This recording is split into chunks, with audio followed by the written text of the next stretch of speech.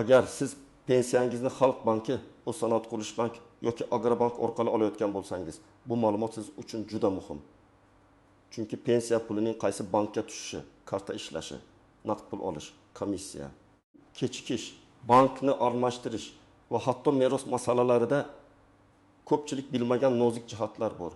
Men bugun sizga oddiy tilda, lekin mutaxassis sifatida nimaga e'tibor berish kerakligini batafsil tushuntirib beraman.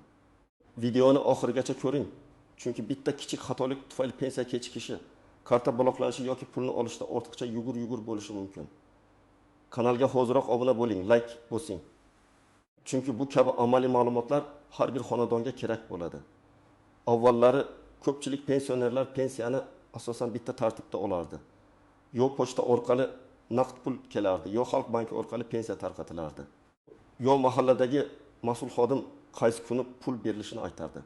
Odamlar ko'pincha pensiya qaysi bankda bo'lsa, umr bo'yi o'sha bankda qoladi deb o'ylardi. Lekin hozir vaziyat ancha o'zgargan. Bank kartalari kengaydi. Mobil ilovalar paydo bo'ldi. Pensiyani boshqa bankka o'tkazish imkoniyatlari ko'paydi. Ayrim hududlarda naqd tarqatish tartibi ham yangilandi. Eng asosiysi, pensioner o'z pulini qaysi shaklda olishini yaxshiroq nazorat qilishi kerak bo'lib qoldi. Men ko'p uchratadigan birinchi muammo shuki, pensioner pensiya qaysi bank kartasiga tushayotganini biladi. Lekin karta muddati qachon tugashini bilmaydi. Masalan, Xalq banki kartasi 2026 yil martgacha amal qiladi, lekin odam buni sezmaydi. Mart oyida karta muddati tugaydi, aprel pensiyasi tushadi. Lekin naqd pul yechmoqchi bo'lsa, bankomat karta bilan operatsiya qilmaydi. Keyin odam pensiyam tushmabdi deb o'ylaydi.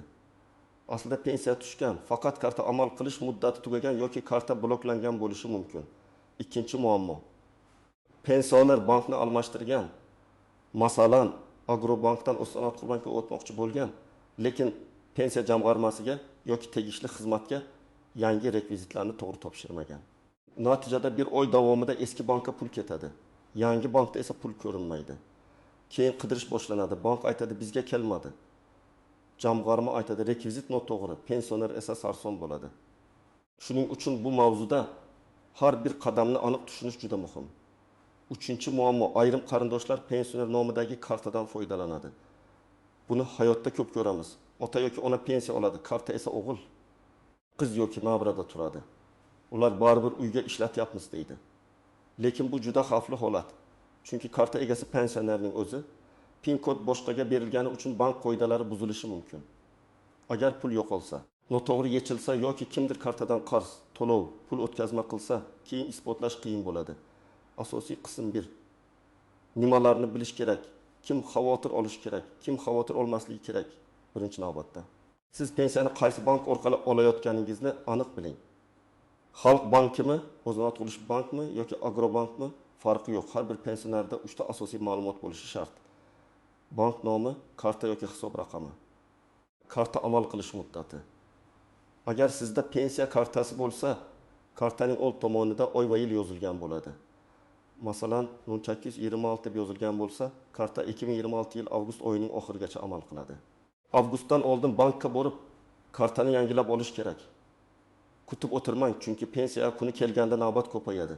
Kim xavotir olishi kerak? Birinchi navbatda kartasi muddati yaqin tugayotganlar. Ikkinchidan, oxirgi 2-3 oy ichida bankini almashtirganlar. Uchinchidan, pensiyani naqd olaman deb, lekin oxirgi paytda karta orqali tushayotganini bilmay qolganlar. To'rtinchidan, nogironligi bo'lgan yoki uydan chiqa olmaydigan pensionerlar.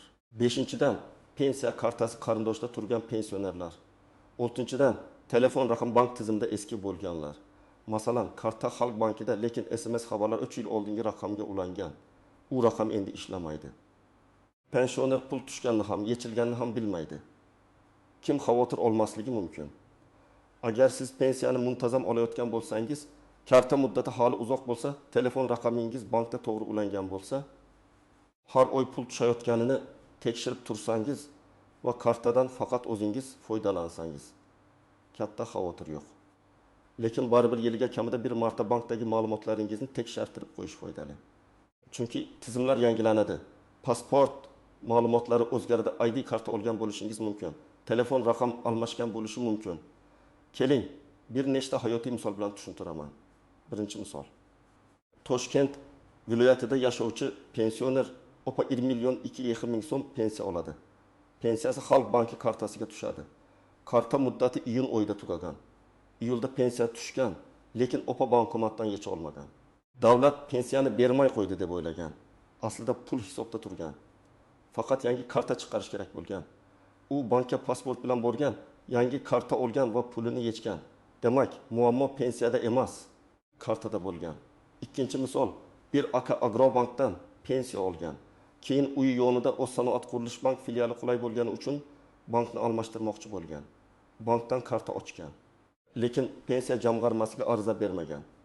U karta ochsam, pensiya o'zi shu kartaga tushadi deb o'ylagan. Bu noto'g'ri. Karta ochishning o'zi yetarli emas. Pensiya qaysi hisobga o'tishini pensiya jamg'armasi yoki vakolatli organ tizimida o'zgartirish kerak. Aks holda pul eski rekvizitga ketaveradi. Uchinchi misol, 7-2 yoshli otaxon pensiya kartasini o'g'liga bergan. O'g'li har oy pulni yechib uy xarajatiga ishlatgan. Bir kuni kartadan 600 ming so'm noma'lum to'lov ketgan. Bankka borishganda ma'lum bo'ldiki, karta internet to'lovlariga ulangan, telefon orqali bir nechta xizmatlar to'langan. Otaxon men qilmaganman deydi, o'g'il men ham bilmayman deydi. Lekin PIN kodi va karta ma'lumotlari oilada erkin yurgani uchun masalani hal qilish qiyinlashadi. Shuning uchun pensiya kartasi oddiy plastik emas. Bu odamning asosiy daromad manbai. Uni ehtiyot qilish kerak. 4-misol, pensioner ayol O'zsanoat qurilish bank kartasiga pensiya oladi, lekin naqd pulni boshqa bankomatdan yechadi.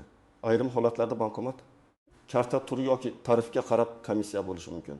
Masalan, 1 million so'm yechmoqchi bo'lsa, 0,5% komissiya bo'lsa, 5 ming so'm ushlab qolinadi.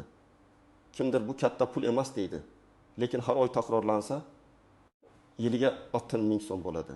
Pensioner uchun bu ham pul. Shuning uchun o'z bankingiz bankomatidan shartlarini bilib foydalaning. Endi eng muhim nozik jihatlarga o'tamiz. Birinchisi, pensiya puli bankda turgani uchun u avtomatik yo'q bo'lib qolmaydi. Agar pensiya hisobga tushgan bo'lsa, uni karta muddati tugagani bilan davlat qaytarib olib qo'ymaydi. Lekin uzoq vaqt davomida hisobdan foydalanilmasa, bank xavfsizlik qoidalari identifikatsiya yoki hujjat yangilanishi sabab operatsiyani cheklashi mumkin. Bunday paytda vahima qilish kerak emas. Hujjat bilan bankka borish kerak. Ikkinchi nozik jihat. Pensioner vafot etgandan keyin kartadan pul yechish juda xavfli. Ko'pchilik oxirgi pensiyasi tushibdi, oila xarajatiga ishlatamiz deb o'ylaydi. Lekin pensioner vafot etgan sanadan keyingi huquqiy tartiblar bor. Miros.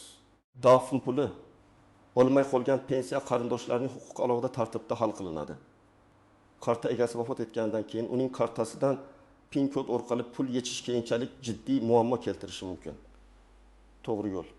O'lim haqidagi guvohnoma, qarindoshlik hujjatlari va kerakli ariza bilan pensiya jamg'armasi yoki bankka murojaat qilish. 3-jihat ishonchnoma. Agar pensioner yura olmasa, kasal bo'lsa yoki boshqa sabab bilan bankka bora olmasa, qarindoshga og'zaki borib olib kel deyishi yetarli emas. Bank ayrim operatsiyalarni faqat rasmiy ishonchnoma asosida bajaradi. Ishonchnoma notarial tartibda rasmiylashtirilishi mumkin. Ayrim holatlarda agar pensioner shifoxonada bo'lsa yoki uyidan chiqa olmasa, notariusni chaqirish imkoniyati bo'ladi. Bu biroz vaqt va xarajat talab qiladi. Lekin keyinchalik katta muammolarning oldini oladi. 4-jihat, telefon raqami. Bugun bank xavfsizligining yarmi telefon raqamiga bog'liq. SMS xabar, mobil ilova, tasdiqlash kodi, karta bloklash, pul o'tkazmalar hammasi raqam orqali bo'lishi mumkin. Agar sizning pensiya kartangiz Xalq bankida bo'lsa, lekin SMS boshqa odamning raqamiga ulangan bo'lsa, bu xavf. Agar Agrobank kartangiz bo'lsa-yu, telefon raqam nabirangiz nomida bo'lsa, bu ham xavf. Eng to'g'ri yo'l, bankka borib, o'z ishlatayotgan raqamingizni ulab qo'ying. Agar telefon ishlatmasangiz, ishonchli yaqin kishingiz yordam berishi mumkin, lekin karta va kodlar nazorati qolmasligi kerak. 5-jihat, kredit va qarzdorlik. Ba'zi pensionerlar pensiya kartasiga kredit, mikroqarz yoki to'lov ilovalari ulanganini bilmay qoladi. Masalan, kimdir pensioner nomiga telefon orqali onlayn qarz oladi. Keyin qarz qaytishi pensiya kartasidan yechila boshlaydi. Yoki pensioner o'zi kafillik bergan bo'ladi. Keyin muammo chiqadi. Men maslahat beraman. Hech qachon telefon orqali kelgan kodni hech kimga aytmang. Bank xodimi ham, pensiya jamg'armasi xodimi ham sizdan SMS kodni so'ramasligi kerak. Agar kimdir Pensiyangiz oshishi uchun kodni ayting. Kartangiz blokdan chiqishi uchun kodni ayting. Yangi to'lov tushiramiz, kodni o'g'ing desa, bu firibgarlik bo'lishi ehtimoli juda yuqori. 6-jihat bankni almashtirish. Xalq bankidan o'z sanoat qurilish bankiga, Agrobankdan Xalq bankiga yoki boshqa bankka o'tish masalasida shoshilmang. Avval yangi bankda hisob yoki karta oching, keyin pensiya to'lovini shu rekvizitga o'tkazish bo'yicha ariza bering. Arizada ism, familiya, pasport yoki ID karta ma'lumotlari, JSHSIR, bank nomi, hisob raqami to'g'ri yozilishi kerak. Bitta raqam xato bo'lsa, to'lov kechikishi mumkin. Ariza qabul qilingandan keyin qaysi oydan boshlab yangi bankka tushishini aniq so'rang. Ko'pincha o'zgarish darhol emas, keyingi to'lov davridan kuchga kirishi mumkin. 7-jihat naqd pul masalasi. Ayrim pensionerlar men kartani xohlamayman, faqat naqd olaman deydi. Bu yerda hudud bank xizmat ko'rsatish tartibi, pensionerning holati muhim. Agar odam nogiron bo'lsa, yoshi katta bo'lsa, bankka borish imkoniyati bo'lmasa, ijtimoiy xizmatlar va vakolatli organlar orqali yechim izlash kerak. Lekin karta orqali olishning ham afzalligi bor. Pul tushgani ko'rinadi, yo'qolib qolmaydi, bo'lib ishlatish mumkin. Naqd pulda esa uyda saqlash xavfi bor. Har ikki usulning qulay va xavfli tomonlarini hisobga olish kerak. Endi sizga aniq harakatlar rejasini beraman. Birinchi qadam, pensiya kartangizni qo'lingizga oling va amal qilish muddatini tekshiring. Agar muddat tugashiga 2-3 oy qolgan bo'lsa, bankka oldindan boring. Xalq banki, o'z sanoat qurilish banki yoki Agrobank bo'lishidan qat'i nazar, pasport yoki ID karta olib boring. Agar eski pasportingiz bo'lsa, ID karta olgan bo'lsangiz, bank bazasida ma'lumot yangilanishi kerak bo'lishi mumkin. Ikkinchi qadam, oxirgi pensiya tushumlarini tekshiring. Bankomat chekini oling. Mobil ilovadan ko'ring yoki bank filialidan hisob harakatlari bo'yicha ma'lumot so'rang. Har oy qancha tushgan, qaysi kuni tushgan, undan keyin qaysi operatsiyalar bo'lgan, bularni biling. Agar siz 20 million 400 ming so'm pensiya olsangiz, lekin kartada har oy 20 million 2 ming so'm qolayotgan bo'lsa, 1 ming so'm qayerga ketayotganini tekshirish kerak. Bu kommunal to'lov bo'lishi mumkin, kredit bo'lishi mumkin, komissiya bo'lishi mumkin yoki boshqa operatsiya bo'lishi mumkin. Bu 3-qadam, bankdagi telefon raqamingizni yangilang. Filialga borib, mening pensiya kartamga ulangan telefon raqamini tekshirib bering deb ayting. Agar raqam noto'g'ri bo'lsa, o'zgartiring. SMS xabarnoma pullikmi yoki bepulmi? Tarifini so'rang. Ba'zi pensionerlar 5-10 ming so'm oylik xizmat haqidan norozi bo'ladi, lekin SMS xabar firibgarlikdan himoya qilishda yordam beradi. Qarorni o'zingiz qiling, lekin shartlarni bilib qiling. 4-qadam, agar bankni almashtirmoqchi bo'lsangiz, avval yangi bankdan rekvizit oling. Rekvizitda bank nomi, MFO, hisob raqami, karta hisob raqami kabi ma'lumotlar bo'ladi. Keyin pensiya jamg'armasining hududiy bo'limiga yoki tegishli davlat xizmatlari orqali murojaat qilib, pensiyani yangi bank hisobiga o'tkazish haqida ariza bering. Ariza nusxasini yoki qabul qilinganligi haqidagi tasdiqni saqlab qo'ying. Og'zaki aytdim degan narsa keyin isbot bo'lmaydi. 5-qadam, agar pensiya kechiksa, birinchi bo'lib bankomat yonida asabiylashmang. Avval bankka murojaat qiling. Mening hisobimga pensiya tushganmi deb so'rang. Agar bank tushmagan desa, pensiya jamg'armasiga murojaat qiling. To'lov qaysi bankka, qaysi hisobga yuborilgan deb aniqlang. Agar rekvizit xato bo'lsa, tuzatish arizasi bering. Agar karta bloklangan bo'lsa, bank blok sababini aytadi. Muddati tugagan, PIN kod noto'g'ri terilgan, shubhali operatsiya bo'lgan, hujjat yangilanmagan va hokazo. 6-qadam. Kartani hech kimga bermang. Juda yaqin qarindosh bo'lsa ham, hech bo'lmaganda PIN kodni aytmang. Agar yordam kerak bo'lsa, bankka birga boring, rasmiy ishonchnoma qiling yoki pul yechish jarayonida o'zingiz nazorat qiling. Ayniqsa, telefoningizga kelgan kodni hech kimga aytmang. Men bankdanman, men pensiya bo'limidanman, men plastik kartani yangilayapman degan odamga ham kod aytilmaydi. 7-qadam. Hujjatlaringizni tartibga keltiring. Pasport yoki ID karta, pensiya guvohnomasi bo'lsa, bank kartasi, telefon raqam egasi haqidagi ma'lumot, ishonchnoma bo'lsa, uning nusxasi, bank rekvizitlari alohida papkada tursin.